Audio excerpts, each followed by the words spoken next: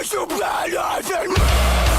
If you still live up upon yourself, what makes you think that I want to love you? Don't come back to me. You'll show the world that I can finally burn without this love. It's just a story that goes undone. It's just a feeling that I never knew before. I won't forgive you for this.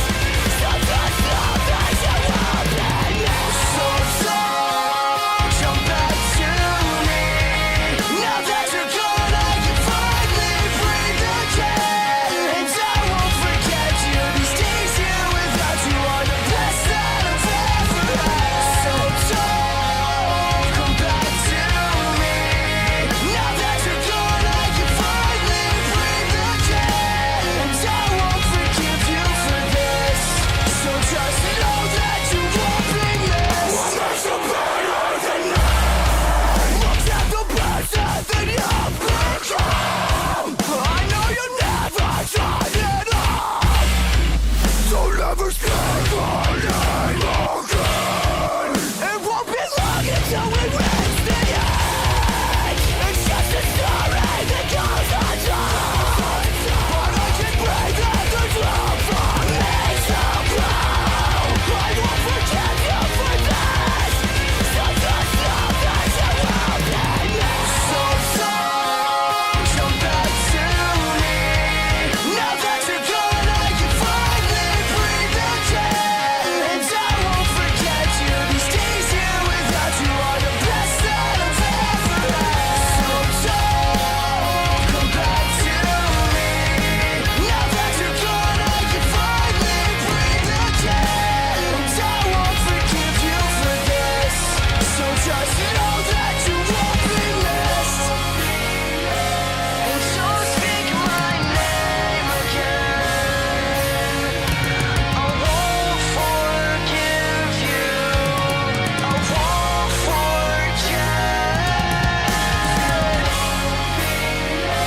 And don't speak my name again. It won't be long till we reach the end.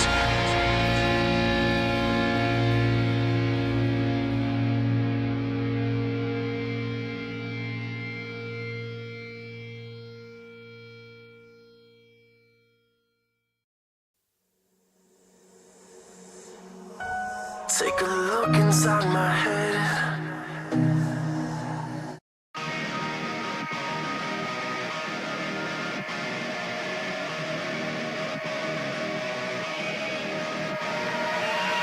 I'm breaking static. I'm changing my frequency. If I don't speak out, then no one's listening. But I will live in vain. In this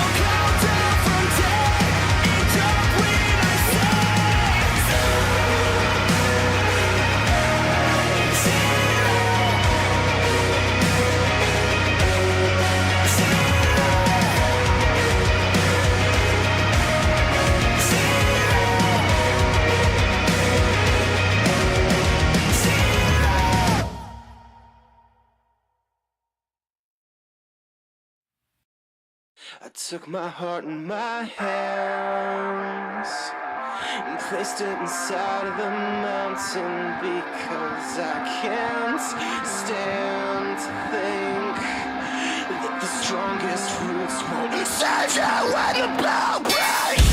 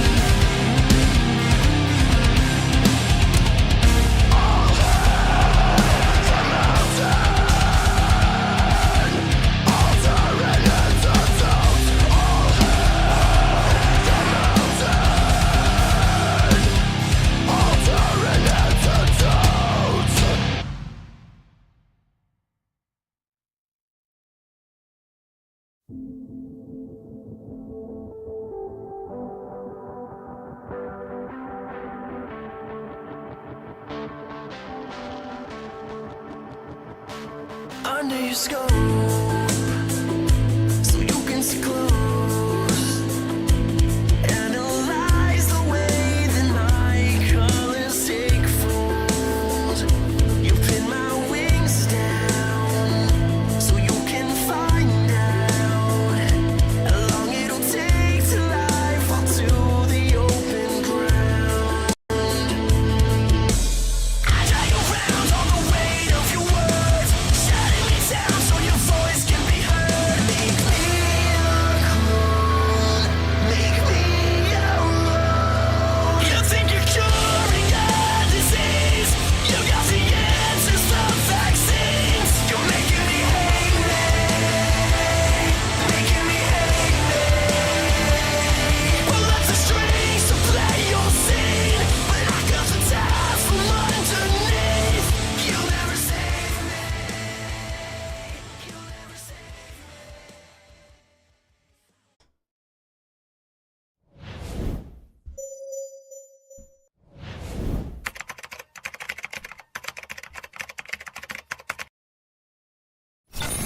Good afternoon, good evening, everybody, and welcome to Tuesday. Jason, welcome to Tuesday. But hey, we made it on Tuesday this time. Tuesday, we're here. I am so proud of you. I knew that we could do this. After months, we are back on track. Shh, don't jinx it. It's just the first one, okay? It's just the first one. Happy Tuesday to you, Jason. How you doing, sir? I'm doing awesome, man. Good to Yeah, see you. it's good to see you too. I'm glad that you're so happy today, you know? When am I never happy? Have you ever seen me never happy? Well, you got some extra zeros in your pocket today, so Oh, happiness. I You know, think sometimes you mistake cynicism for unhappiness. cynicism. Cynicism, I, cynicism. can you even spell that for me? I can. I struggle. It's called Okay. TESLA. Oh my gosh, we're back to this again. Well, I want you to share with chat your recent adventure to the gas station in your Tesla. Well, okay, all right. So I I will tell you though, I am bought into this EV thing, but I'm also bought into electric. And I'll have you know, there are plenty of other happy electric lawn mowing people out there. And and I do have an electric mower, one of those, 22-inch wide for all the edging stuff. But I did have to go yesterday and get diesel fuel for my tractor so that I could mow my lawn. So, it- some nice gentleman pulled up next to me at the gas station and looked at me, looked at my car, looked at the gas, can, and seen me filling it up with diesel fuel and was totally perplexed. Totally perplexed. So I told him, "Hey, I have an electric car. I have an I electric have mower. a I have an electric mower, but I also have a diesel lawnmower for mowing my lawn, and which I love, by the way. And so, but he was totally perplexed that I was putting diesel fuel into a container and then loading it into my electric vehicle. But how can you realistically say that you're 100% bought in on electric, but yet you still have to go to the gas station to get diesel for your This diesel lawnmower? Do you not see the irony? all good things come in time, my friend. They come in time. And not everything can happen all at once, and I will say too, like I have a wife, I can't just buy everything brand new all in one fell swoop. It takes time, It you takes know. time. It takes time. Well, so Yep. hence the reason why when I spell cynicism, it's TESLA. So, Yes. Yes. with that being said, I'll let you have another couple weeks reprieve from Tesla jokes, at least for a little while. Before we get into today's episode, Jason, we got to do the rules first. You know how it is. We got to do rules first. So, Rules. chat, Rules, welcome everybody yes. who's new. Hopefully, if this is your first time, welcome to Tuesday's Threat Breakdown. My name is Neal Bridges. I'm your host, one of your hosts for today with Cyber Insecurity. I'm joined on stage in virtual camera with my good friend and, as you can tell, banter buddy, Jason Miller from BitLift. Jason, nice to see you again. Good morning, Every sir. every other Tuesday, unless for some reason we have a change of schedule, you can catch us here as we talk about the latest and greatest cybersecurity threat briefs. Over the last couple of weeks, we've done a number of episodes around different types of attacks that the team at BitLift has seen, and I think you guys are going to be super excited with today's. But first, before we hit into the rules, just a really quick reminder of the rules. Reminder, we do try to keep chat free of any racist, sexist, misogynistic, elitist, and otherwise toxic behavior. We have a zero tolerance policy for that in chat. We are streaming live across Twitch, LinkedIn, YouTube, and X, and we do have moderators in all of those platforms. Huge shout out and huge thanks to all of our moderators who are here on their time as well to keep chat free of any racist, sexist, misogynistic, elitist, or otherwise toxic behavior in the entire world. With that being said, if you're wondering why I'm not streaming on my LinkedIn, That's because LinkedIn has a really stupid rule where you can only stream to one LinkedIn at a time. And so, in all fairness to the guys at BitLift, since they are producing a lot of the content here, we are streaming this on BitLift's LinkedIn channel. So if you are looking for me on LinkedIn for these threat briefs, you can head on over to BitLift's LinkedIn channel. Make sure you do hit that follow for BitLift's LinkedIn channel there on that one. And I keep getting emails. I need to turn off my email. There we go. All right, cool. Awesome with that. Obviously, one of the benefits of this chat being live is that we're going to talk about some real world threat stuff that's going on. It gives you an opportunity to talk to us live, myself, Jason, and we're really, really excited to have Noah here with us today. We'll get into that here in a little bit. So we do remind you to drop your questions into chat at any point in time. We do have moderators who are in chat, grabbing the questions, pushing them into a queue when there's an appropriate time, or when there's a question that's relevant to anything that Jason, I, or Noah today is going to be talking about. You'll see a screen. It'll pop up like this, and then one of us will absolutely answer it to the best of our ability. So this is a reminder to get your questions in early and frequently. That way you don't have to wait for a dedicated Q&A at the end for us to answer questions. So things are going to move super, super fast with this one. Jason, excited for today. We've been leading up to this one now for a few streams. Do you kind of want to talk about what we've brought to bear today? Yeah, so I'm thrilled. I love doing these. Thank you everyone that joins these live streams and watches this content afterwards, because we get really pumped about putting the content together and sharing the content with you guys to make sure that we're always adding to the cybersecurity community. And so if you already know it, awesome. But if you didn't know it, boy, that's why we're doing this, is so that people learn and get excited about what's going on out there. One of the things that we have been going over quite a bit is EDR evasion. Trying to share with the community about how scripts are running undetected on systems.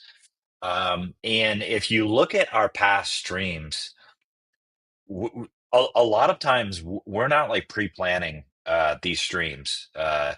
We are taking the content that we are seeing live, that our SOC team and our SOC analyst engineers are working on week by week.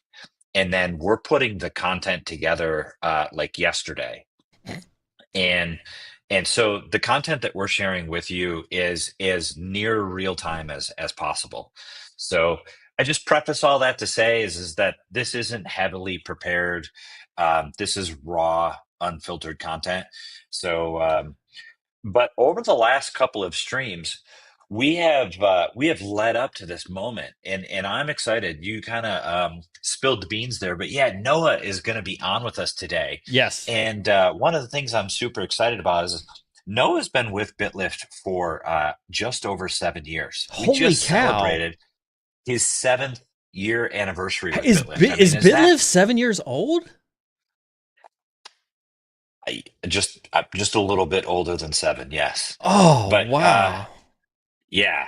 So we're actually celebrating 9 years of being in business, but it's crazy to think about.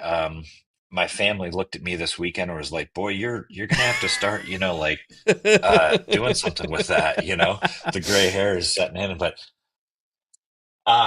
man, I love what we do, and I love our community, in the space that we're in. Yeah. We get to help out. We get to help out some great people in the space that need help, that want help. Cybersecurity is not one of these things where you've arrived, Yeah. right? And you know it. Yeah. And it's something where we all need each other. Yeah. Neal, you're working on some AI stuff that's awesome, and putting that together. I know I had to drop that. You did. I was gonna let you have your moment before I talked about the AI stuff. Yeah. Angelic. Would you say agentic? Tangentic? I don't know what you call it these days. That's okay. It doesn't start with a T, so it's all right. But I mean, let's talk about how awesome today's going to be, though, because I think chat's used to seeing you and I talk. Obviously, we're gonna have Noah on. Actually, let's bring Noah up here. Let's not talk to him like he's not around. So we'll bring Noah on here. Noah's been on the Yo, stream yo, before. yo. Welcome back, Noah. It's good to have you back. How's it going? We've had panels before, Chad. You've seen me do these types of panels before. We're going to do something new where we're actually going to do some live demos. Now, you've seen me do live demos before in the past, but we've never done a third-party live demo here on the stream. And so Noah, the reason we've asked Noah to come here is because Noah's awesome. We've had Noah on the show before and obviously showcase his expertise.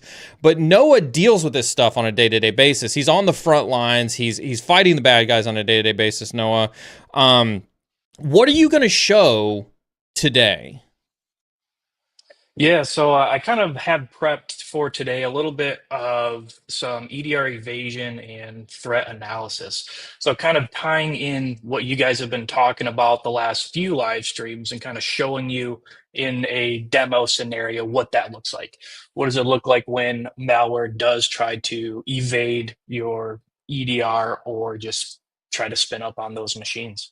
All right. Any like, can you kind of explain like what a typical enterprise would look like and maybe kind of like what your demo environment looks like so that people can kind of like get a context of what scenarios they're looking at when we show this to them? Yeah, so what I'm going to be focusing on mainly is the endpoints and specifically Windows event logs. So we're talking like application system security, WMI, task scheduler, just trying to pinpoint where most of the time, say like a task scheduler event is created. EDR doesn't necessarily block that, but those task scheduler events could be calling out to C2 servers, right? Before the EDR even detects a script or detects something malicious happening. We're talking about So like that's we're kind of talking what about I'll be like showing. almost at that like point of infection, right? This is somebody's Correct. opened up a piece of malware, somebody's clicked on a link or somebody's downloaded something. This is that point of infection, that really critical piece of the kill chain where you would expect most of your defensive systems to pick up something. Yep, exactly. And most of the time, the EDR doesn't detect it until the ransomware attempts to execute Yeah. or the malware attempts to execute. So it has X amount of time to sit on that machine and just be dormant until it's ready to execute. And you could have this sitting on there for, months, years. You just don't know unless you have good detection rules around it. All right. Well, let's get into it And before oh, go ahead, Jason. one thing I want to highlight here is that we are seeing a new definition of execute. A lot of people I was ask gonna us, say well, I was hey, gonna say how come? define that a little bit. Yeah, so a lot of people ask us, like, hey, why didn't my EDR catch this? Right? Why didn't my EDR stop this activity? And I want to point out and highlight a lot of things that Noah just mentioned. Created tasks in Task Scheduler, Mm-hmm. worked with the WMI calls, um, performed some activity, calling out to a C2 server. Well, if the EDR thinks that all of that activity so far is still good, Mm-hmm. that activity is not encrypting files, that activity doesn't have a bad hash, that activity doesn't have any sort of uh, known bad about it yet, that's where we're starting to see the new definition of, hey, my EDR didn't detect this, and so executing is sort of defined differently these days. So since you Um, brought this up, there's I will only invoke CrowdStrike as a source of reference. I'm not here to opine about whether this is a correct mentality or not a correct mentality or not. But I think there was a CrowdStrike interview where somebody at CrowdStrike had actually answered this question and had also agreed that malware landing on a box is no longer the primary detectable moment in time. That's kind of what I think I'm hearing you say? yeah, that's what we're seeing. It is it's like you could have malware land on a box, and to Noah's point, what just described is just like it hasn't executed yet. It's sitting there for months, weeks, whatever the time frame you want to inject in there, Mm-hmm. and it's potentially even just sort of doing some reconnaissance, right? It's doing some low level work. creating a task. It might create a task today. Tomorrow it might do something. Next week it might do something else. Right? This is that activity that we're seeing that. And the reason why I'm spending time emphasizing this is because we have customers that reach out to us and say, "Hey, I have bought the brand name EDR, and I am really relying on this to cover my keister, to protect our back end." You know what I mean? Yeah. And so we have people that have just got this mentality out there, and what we're trying to dispel is you cannot hang your hat or rest on your laurels just because you bought a name brand EDR. It's a publicly traded company, and there's 1,000 or 2,000 employees at it, and they have X amount of revenue. All of that does not equate to good detection methodologies that are modern and today's approach. Yeah. So just wanted to highlight that because this is what we talk about inside BitLift, and this is what we're building. And so, not taken away from Noah's like amped up and ready to go, but before we turn it over to Noah, let's do a couple of disclosures just really fast. So first and foremost, this is absolutely not a pitch for any particular system that Noah's about to show. This is a demo environment with just some technologies to show some examples, but it's not an endorsement and it's not a pitch for any particular product. So first and foremost, let's make sure that that's squared away. Second, as you're looking at what Noah shows you, he's going to show you how to do this in particular products that are in their demo environment. Feel free to ask in chat if there are nuances, particularly with systems that you may have or scenarios that you may have, and this is your opportunity to work with Noah, almost, if you will, to kind of hear what his thought processes are and how he may go about doing this from a particular type of technology. I see your question, eCurve, in chat. Let me let Noah get started, and we'll push that question up here in a little bit. But Noah, I want to turn it over to you and let you get started. So the show floor is yours. Awesome. Thank you. Yeah, so like Neal said, this is in no direct correlation with the platform that's being shown today. Today it is just Graylog. It is a SIM platform. You take your SIM, and it's basically the same thing, right? So what I'm going to be showing today is specifically for a package that we deploy out. It's called NXLog. It's just pulling Windows Event Viewer logs. You can view these on your box. You don't need to necessarily pull those into a platform to see them, right? But the SIM does make it a little bit easier. And so a few things when it comes to like a ransomware scenario and kind of what we were dealing with a few weeks back is right, we have a C2 server downloads something, right? It downloads another script that calls out to a different C2 server. It was disabling Microsoft Defender in WMI without the know of that, right? So even the icon on the Windows box still showed Microsoft Defender running, but in the back end, it was disabled. So I'll be kind of showing around some tips and tricks to look for when it comes to those Windows logs, because those are going to be super important to detect this type of activity. So a few things I'll go through is just the raw log, what you guys can be looking for, what Windows event IDs are associated to what action.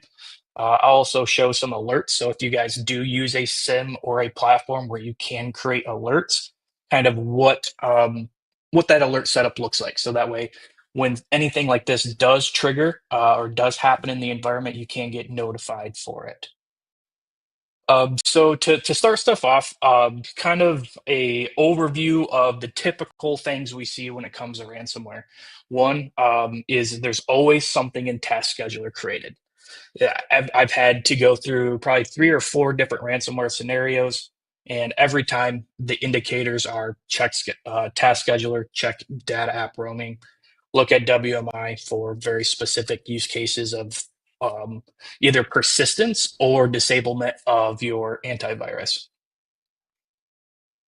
So in this case, I have a couple things that I want to show. One, what it looks like to have a suspicious scheduled task created, what that looks like, some key indicators that make it look malicious, and to, go ahead and disable those and remove those.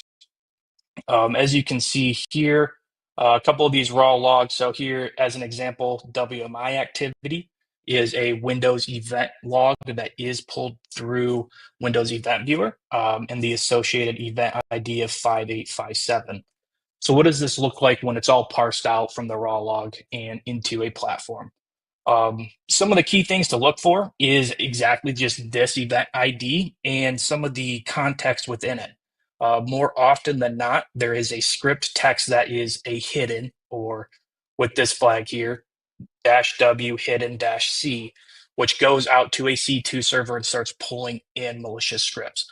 Whether that's a PS1 script, in the case where our last incident occurred, it was a .hta file, which then converted into a PowerShell script. So when it comes to this is what the raw log looks like outside of Windows Event Viewer. And then, as an example, it's coming into WMI, making a registry change, and putting persistence on that box. Let me comb through the rest of these real quick. logs. Go back up to that PowerShell command really fast. I think it's pretty safe to say too that almost any PowerShell command like this will probably be making some type of web call external to your environment as well. Correct. Yep. Yeah, and more oftentimes than not, and I will be showing this today as well, is PowerShell calling Internet Explorer as a sub process or a new process creation to go ahead and pull these. So when it comes to WMI, that is kind of the activity that we're looking out for. When it comes to like a scheduled task, and let me just scroll through here. This is event ID 4698 inside Windows Event Viewer. The message would be a scheduled task was created, right? This can be a noisy one if there are scheduled tasks being deployed frequently in the environment, but that's where the alert tuning comes into play. You can get pretty specific when you build out these rules for this detection. In this case, as an example, the task name that was created was Microsoft Windows Update Mimikatz-job, just as an example. And when you break down into the task scheduler, I'm sure everyone is familiar with going into task scheduler, clicking through it, and seeing what it's trying to execute, that context. Most often than not, it is calling PowerShell once again for a hidden PowerShell script or doing some sort of malicious activity inside that. As an example, and I believe you guys talked about it on the last stream, the other ones that we just recently had was they were hiding it under the name of like .NET Framework. So to the naked eye inside Task Scheduler, it just looks like .NET Framework is scheduled to operate. But when you dive in deeper, it was actually calling some hidden PowerShell scripts. And what we're looking at here, this is raw data from NX log, right? This is, you guys haven't munged this at all. This is how that data is going to come in. So you know, if you're running any type of endpoint telemetry, you should be getting, this could be sysinternals, this could be Intune, this could be any type of endpoint telemetry that you happen to have in an environment to get this. Correct. Yep. Yeah. It doesn't have to be specifically NXLog. There's various different applications out there you can use to pull in these logs from an endpoint. Another one, as an example, this one is with Mimikatz.exe calling secural-sa, which is a command that it uses to basically do a password dump on that machine. So how come in this case, you're saying in this case it actually ran the Mimikatz executable? This one was also evaded through EDR as well? Correct. Yep. And through this, it's because it's using CMD as a pop-up to then spawn the new process of Mimikatz. Most often than not, EDR is looking for, is when it comes to ransomware and stuff like that, the scripts in place to actually execute that.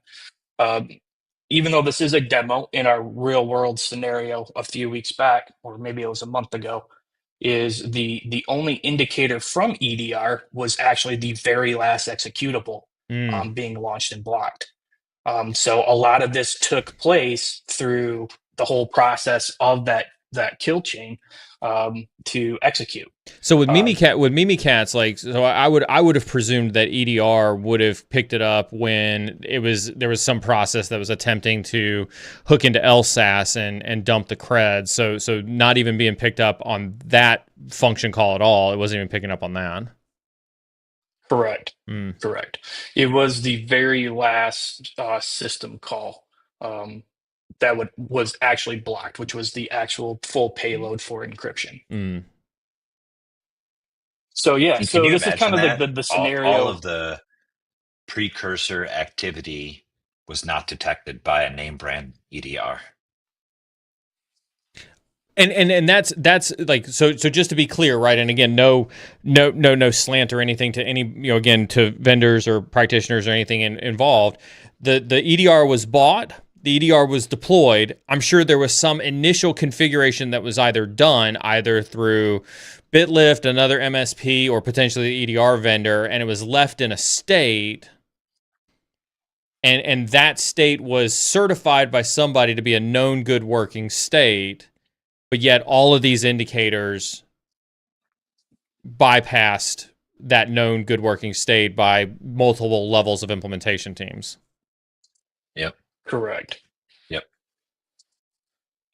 So I wanted to articulate that in no uncertain terms so that everybody can understand. Like, this wasn't just like somebody swiped a credit card, downloaded an EDR, and said, "Cool, we're good to go." Typical enterprise software deployment on this is, "Hey, I'm going to buy your EDR. Cool. We're going to start an implementation project. There's a project manager, there's a sales engineer, there's an implementation engineer, there's a solution architect. There's a ton of team that come in and design, architect, deploy an EDR solution in an enterprise. And there's usually some initial tuning and configuration, initial setup that happens with that vendor. Maybe the MSP is involved, maybe the MSP is not involved. It just depends. And then at some point in time, those teams, cool, you're good. We're out." And you're saying that scenario is leaving your organizations vulnerable. Yep. Yeah, and it is because, like, what Noah's highlighting here is log analysis is still extremely important. I think the market, if you talk to a salesperson, the market has moved on from SIM. And I think it's only because they got bored of selling it or something. But still, log analysis and having logs come into a SIM and perform this, what I would call foundational function, right? Inside with analysis also at the EDR level is still 100% necessary, right? Because the EDR is not doing this function, right? And it wasn't designed to do this function either. Right. I mean, I talk about design a lot in architecture, oftentimes because you design and architected a software product to fulfill a specific feature function. But you can't take EDR, and you shouldn't take EDR and go try and perform SIM functions at the exact same time, because it's not what it was built for. It's not what it was designed to do. Hey, Noah, question for you from Dosco says task scheduler and WMI use of any type should be alerted on, correct? What's your kind of take on, on kind of that comment?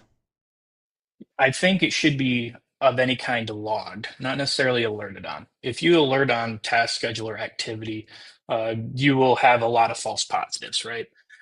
Task scheduler has good known things inside there that it has to use to operate, right? Same with WMI. But there is key specifics inside both of those services to look out for. One for task scheduler is a new process or a new task created, and what the actual message or the context in that is. As the example that I showed, pull it back here, is the like that script that was being called out. So right. So if you had all of this alerting on anytime vendor event ID 4698 occurred, you'd have a ton of alerts. Yeah. But what to look for is if this happens, right? it's kind of a if this and this and this, then alert type of scenario. You're talking If that about makes sense. you're talking about alert tuning at the end of the day. Correct. Yep. And really, you just want to alert on like context within this. So maybe a wildcard inside that alert of PowerShell.exe, or maybe you're looking at specifically dash W space hidden. Like those are some other indicators to kind of narrow that down and reduce the false positives. How do you chase that in an effective way, Noah? Because I think that leads kind of to this question here, which is right: are the task schedules always new, or are they able to be edited, and then an old legitimate task schedule is then set to avoid detection? Like, how do you play that whack-a-mole in the most effective way? Because it seems like you could tune the alert to only include what's listed in the task content line here, but then you know the malware developers or the ransomware operators or whatever else find a different way to maybe obscure that with like a base 64 or something else like that, and now you're tuning the alert again post attack. Like, how do you chase that rabbit? Yeah, from my personal experience, from all the scenarios that I have had to endure, right, when it comes to stuff like that, is it's always a new task. These scripts, the initial scripts that get downloaded or the initial infection usually creates the scheduled tasks, because that way they line up to the scripts that they're also pulling off those C2 servers. If they just went and edited a normal task, then they'd have to change up their scripts and all that, and they're pretty lazy, right?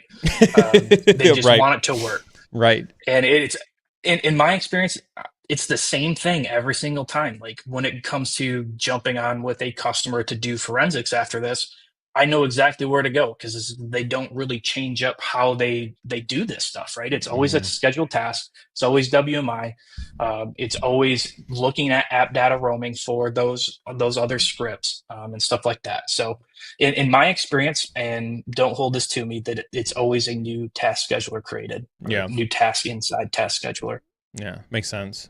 Yeah. And I think you could think about it in two ways. One is they would have to know that it said task exists on that machine before, what its name is, and all of that. Because if they go try and edit an existing task there, they have to get it 100% right. Otherwise, their first functions will fail. The second thing is you have to throw into this equation is that they want a predictable outcome.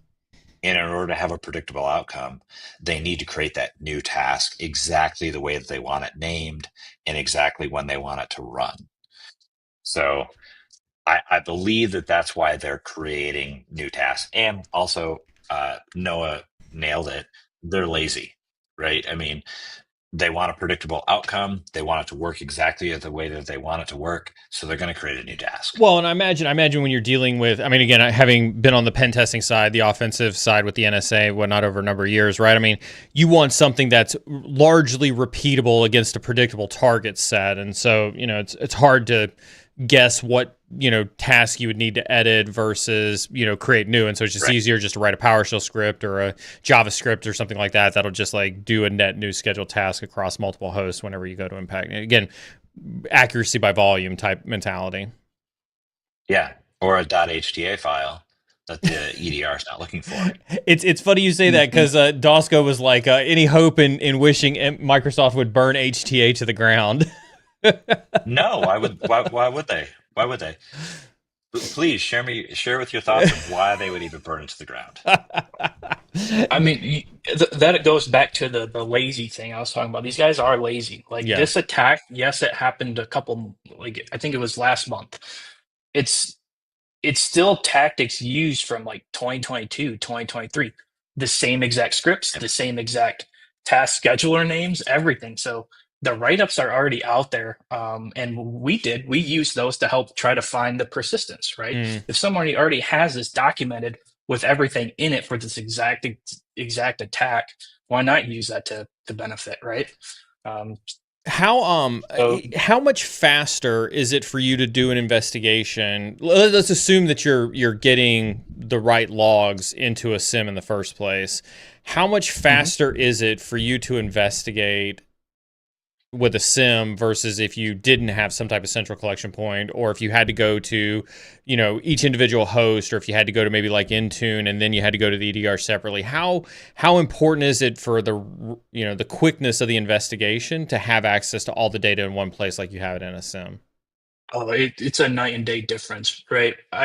Windows Event Viewer logs happen all day long. Mm, There's a ton of them. And if you don't have central logging, it does make a pain, right? Because you got to go and click through all those Windows Event Viewer logs inside Windows Event Viewer hmm and try to find this stuff.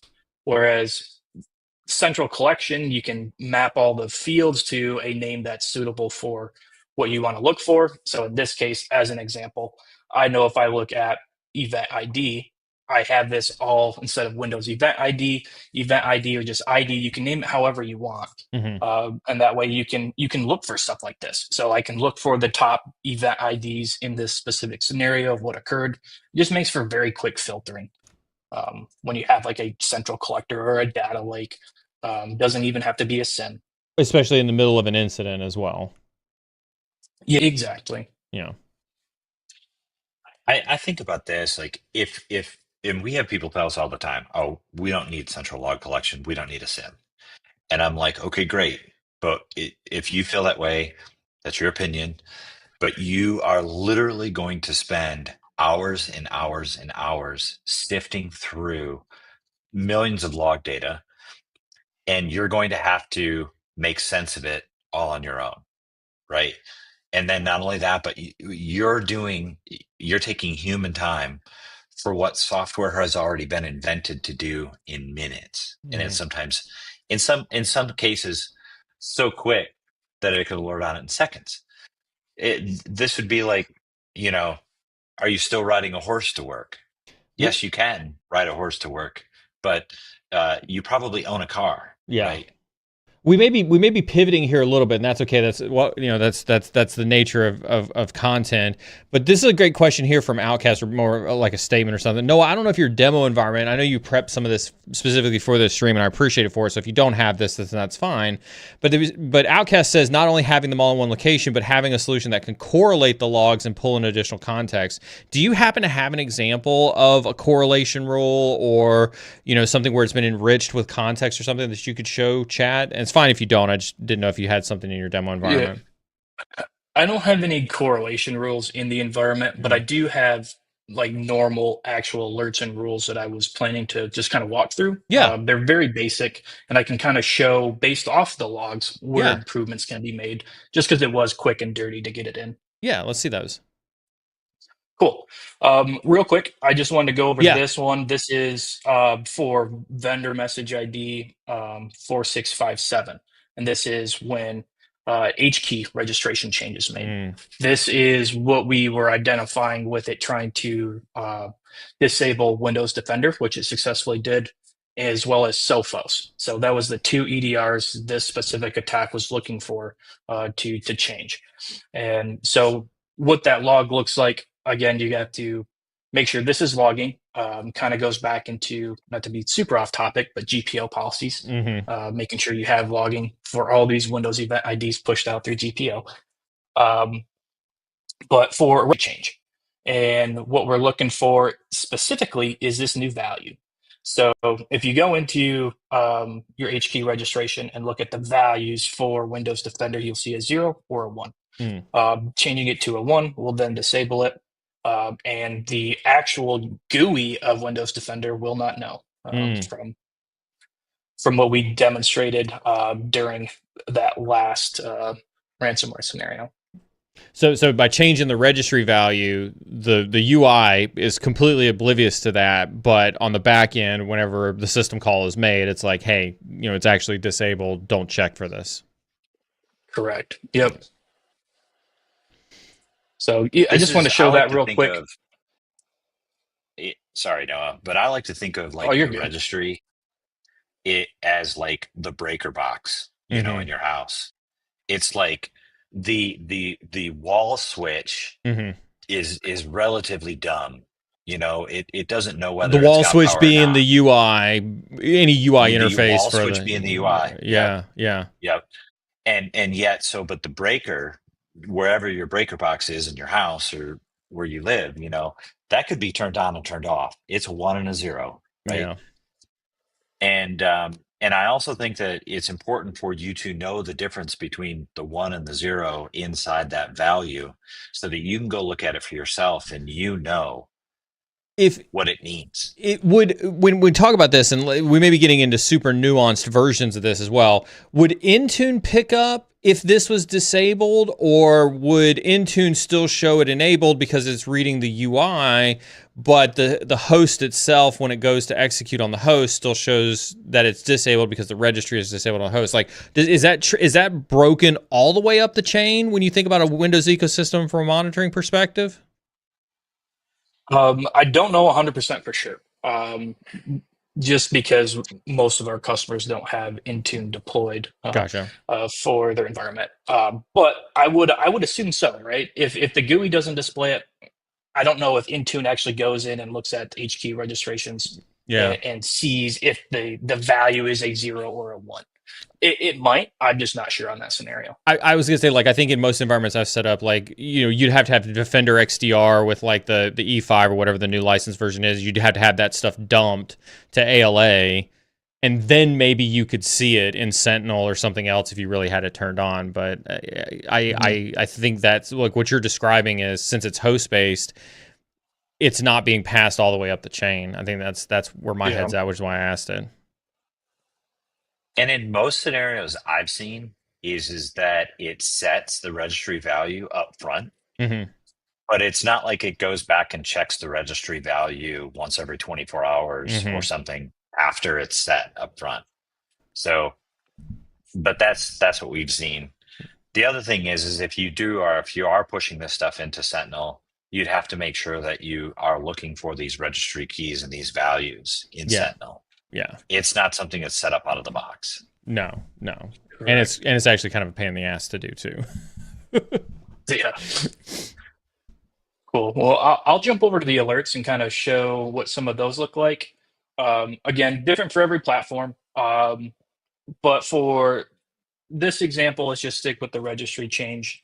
As an example, your alerts. Like, what kind of context are you looking for when you build these? And over here in the additional fields section and this event keys is kind of what I'm looking for when one of the SOC analysts gets it and they can determine if this is malicious or not, right? So some of the fields we're looking for: object type is registry key. What user, what host name, and that value. Is it a 0 or is it a 1? Mm-hmm. In this case, that new value is a 1, and that object name is, HKey LM software, Microsoft Windows Defender features disable anti-spyware. So for our team would know that, hey, this just got disabled. Windows Defender just got disabled on this endpoint. So just real quick, just to do a compare and contrast, what you had in the other tab would be raw logs. That's what's coming in from a Sysmon or an NX log or potentially an Intune or something like that.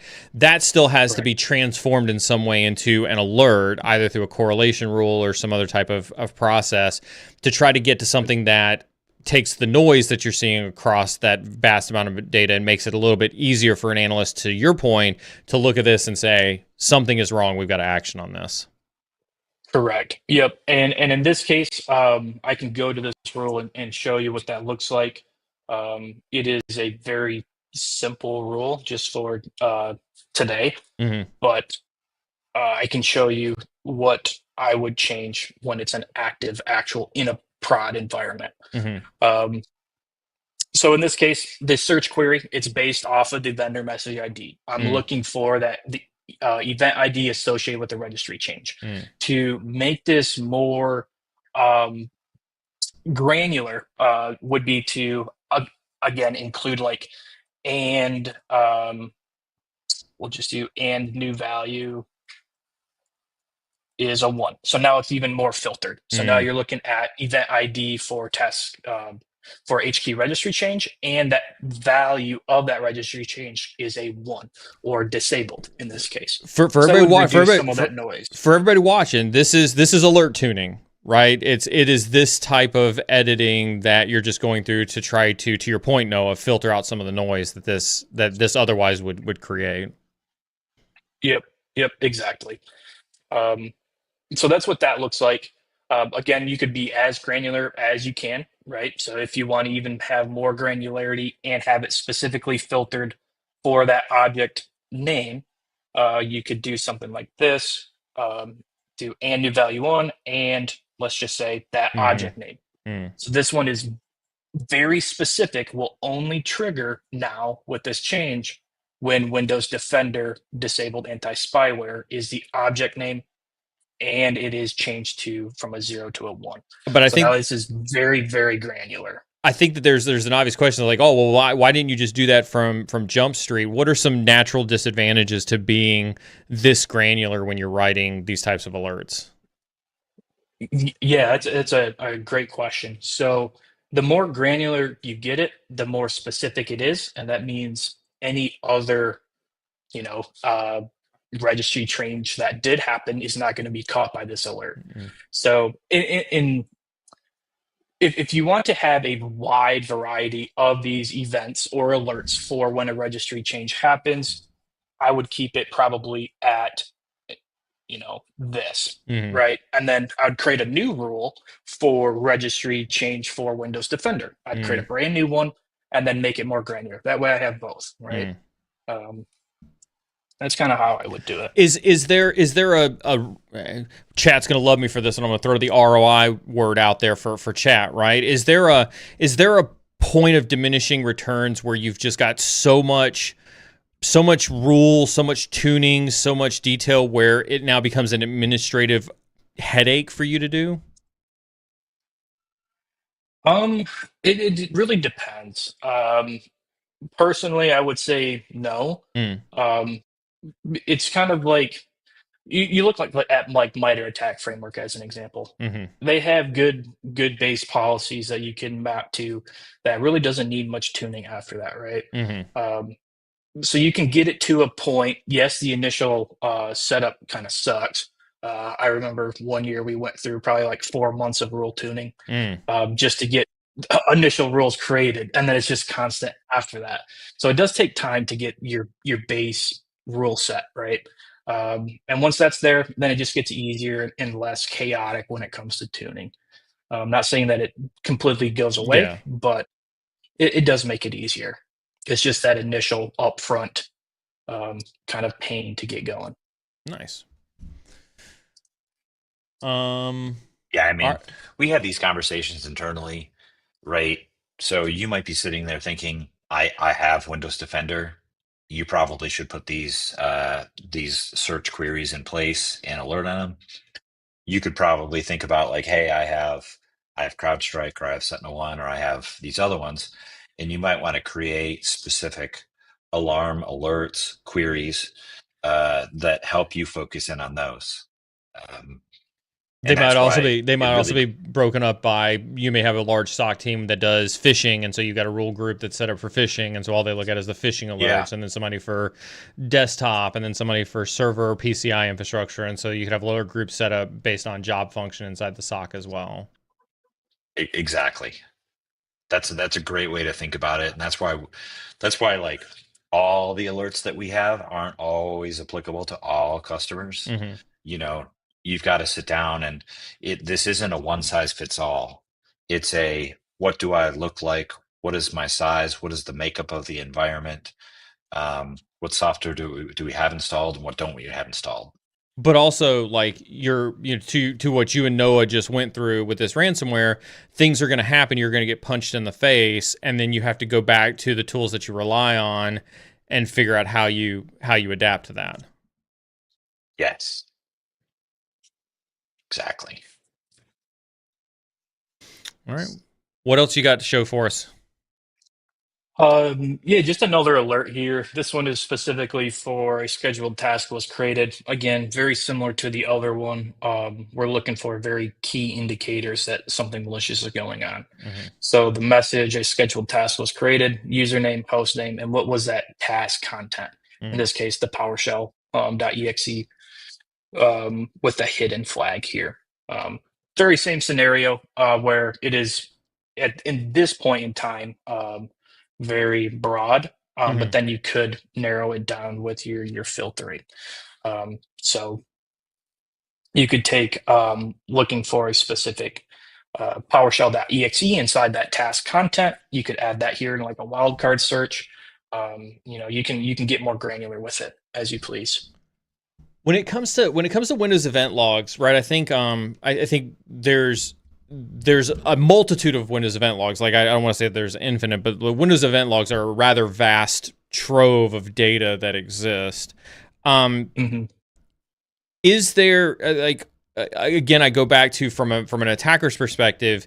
The attacker's kind of banking that Windows event logging is a pain in the ass, and therefore they're not really worried that you're going to detect a lot of this stuff through Windows event logging. Is that kind of been your experience too? Is that like this is just one of those things that's a pain in the ass to manage? It's a pain in the ass to alert on. It's a pain in the ass to set up rules for from a SOC perspective. And so because it's hard for security, that's what makes it easy for attackers. Yeah, I would agree with some of that. Again, the GPO thing, where you set it Hmm. up in GPO to make sure that these endpoints are logging all the correct, system application and security logs.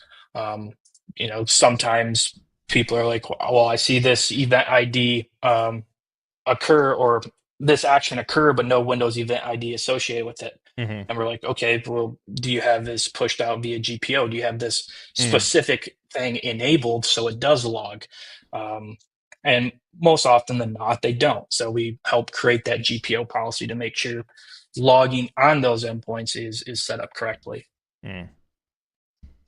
So yes, there's a lot of work involved into this, just kind of like anything, right? Yeah. When it comes to security, it makes it difficult because it is a lot of work to do to get things in a spot that is proactive with this type of scenario, um, or at least as close to proactive as possible. Yeah. All right. I would recommend in this, you do review the Windows Event Viewer IDs that are known, that are documented, that you believe that you want to log and record, right? Um, Familiarize yourself with them. But as Noah just mentioned, not all of the activity that we see are correlated with an event ID. So you have to also be aware of that. Um, And I'll this is just something that, go ahead. yeah, go ahead. No, I was gonna say I'm gonna remind chat. I just hit the command for the IOCs. You can also go to the BitLift page to get the previous write-ups with the Windows event logs, or Windows event IDs that they've seen in previous incidents as well. Just I dropped that for chat as well, so they can see that. Yeah, and we're going to be dropping in this threat briefing into the repo as well today. But just so that folks are aware, it's like the emphasis here is on the concepts that we're showcasing, and not necessarily like Graylog or a Yeah. specific EDR, but these other concepts that you need to be looking out for. And as Noah's mentioning here, it's like there isn't an easy button to hit. We're, as human nature, we're always looking for the easy button to hit. But unfortunately, there's a lot of vendors that you're working with here. You're working with Microsoft, you're working with your firewall, you're working with AWS, or you're working with like Microsoft Azure, you're working with Intune, Defender.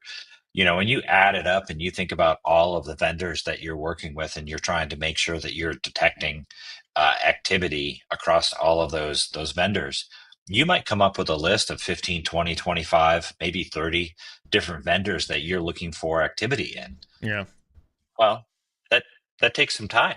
That takes some thought. That takes a game plan, you know. There's a great question here from eCurve and Noah. I don't know if you or Jason want to answer this one, but kind of to your point, Jason, about different tools operating different ways in which you have to be prepared to monitor this type of stuff. Can one of you give a resource or just like a brief overview on how EDRs, and I hate the word XDR. We can avoid the fact that you said XDR. How do they work internally, and what interfaces are monitored when they're looking to catch this type of unusual malware activity? Yeah, it's a great question. I'll take a stab at answering this first, Jason. Yeah. So it depends on the EDR vendor. Most likely than not, it's going to be signature based. As you've seen in the past, right? A lot of it is due to like memory.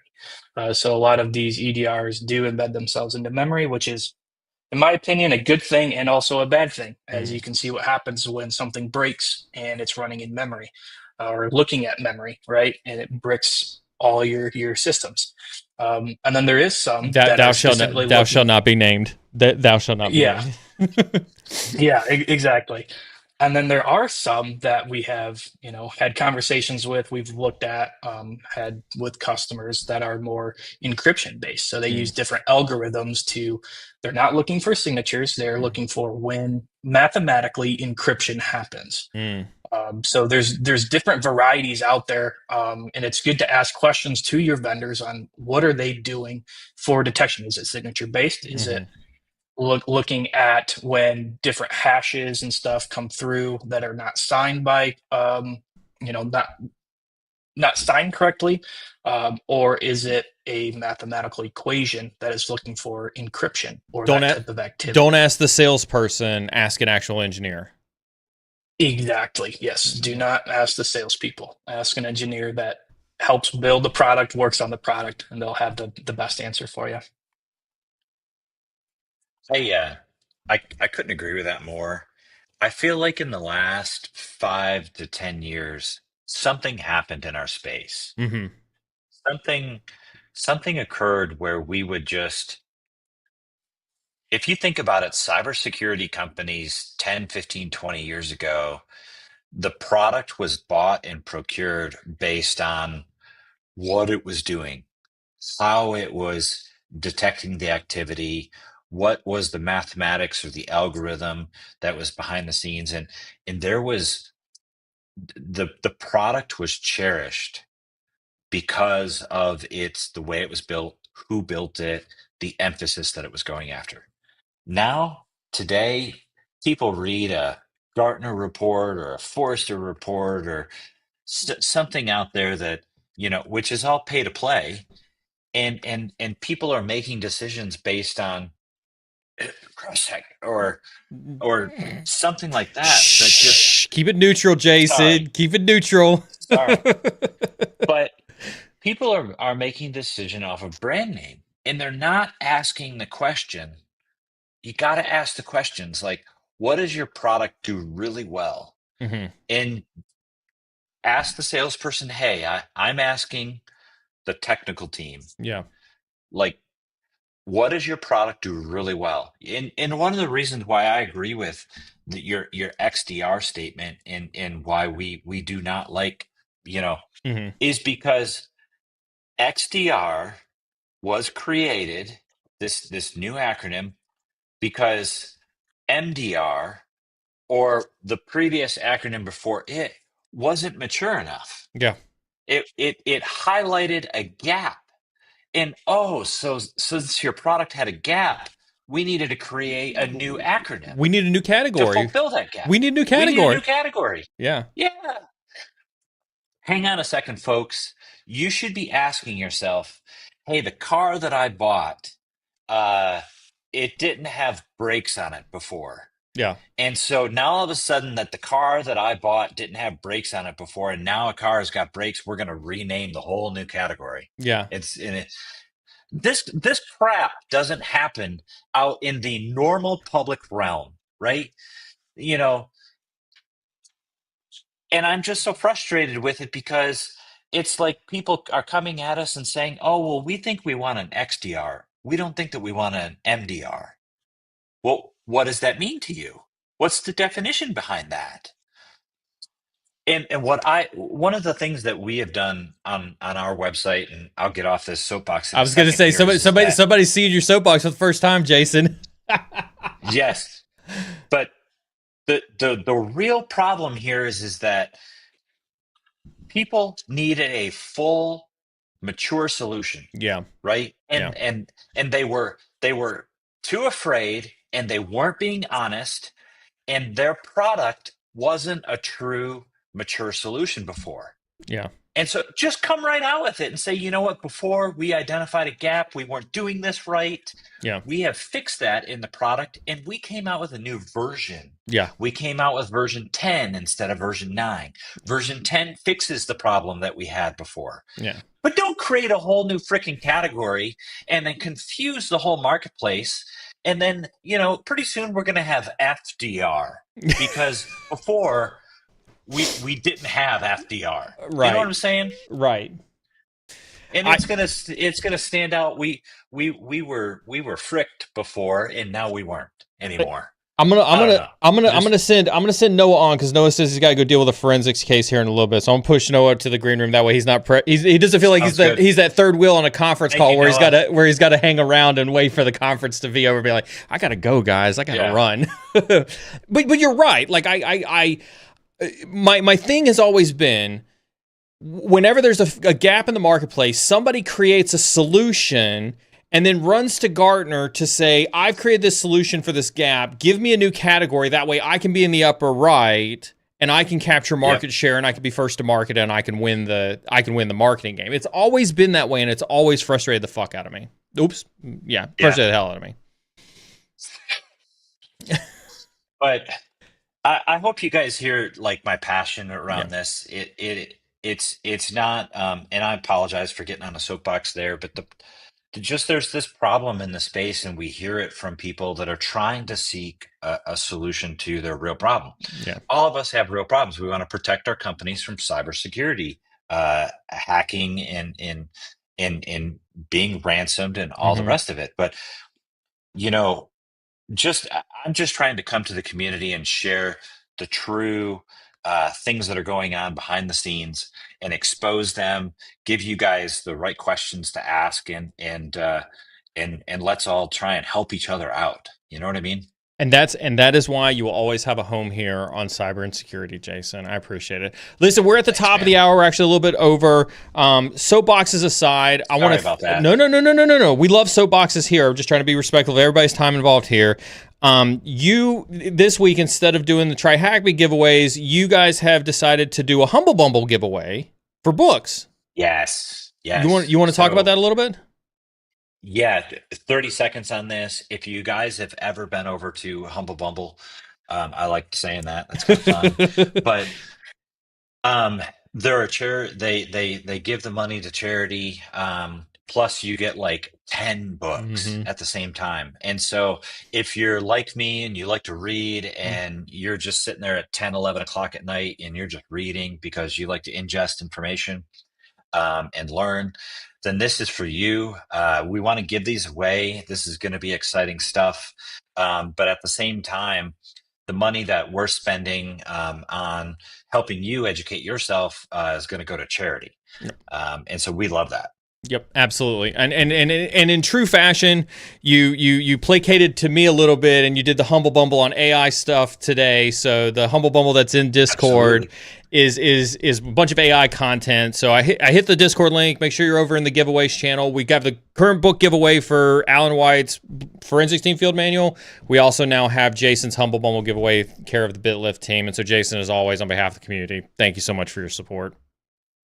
Yeah, you're welcome. We love to support you guys. Hope you do get a lot out of it, and would love to hear your feedback on it. So, share in future chats, or share with the community what you're learning.